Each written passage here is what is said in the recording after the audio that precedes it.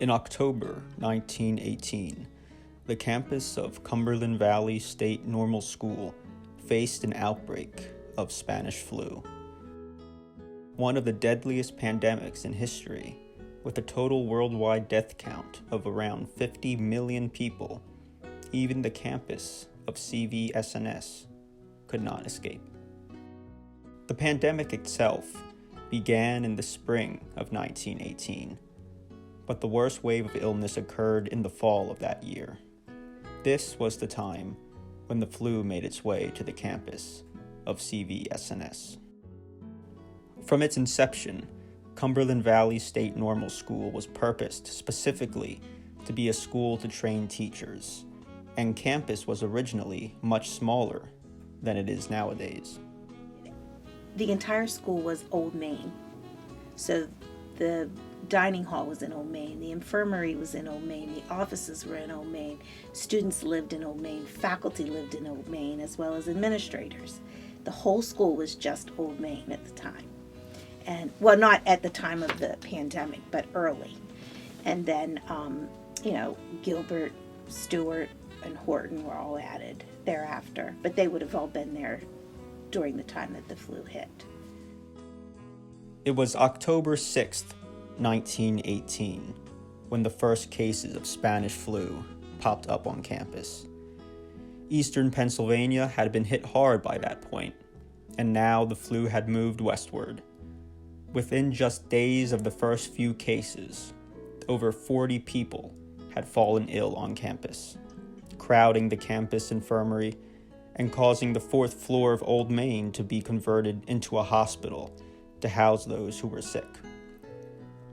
By October 10th, including day students, almost 100 people on campus had caught the flu. The decision was made to temporarily cancel school entirely for 2 weeks to ensure the recovery of those who had fallen sick. Not only were students ill with the flu, but so were teachers and administrators. Dr. Ezra Lehman, who served as principal at the time, had caught the flu himself. During the time when school was canceled, faculty who were well enough formed nursing squads to help the sick students. It seemed to me from the things I've read that it was a joint effort. Like, even the faculty took time to act as nurses. There was even a group on campus that made face masks to help prevent the spread of the flu. They had a girls' league, I think it was called, and from what I read, it sounded like that was part of student government. I'm not 100% on that, but it seemed that way to me. But they did make masks for students at that time. Now, were they mandated? I have no record of that being the case. Fortunately, for those who fell ill on campus, most only suffered mild disease and eventually recovered near the end of October. But the Spanish flu wasn't done with CVSNS just yet. It would return again in December, causing a smaller outbreak this time.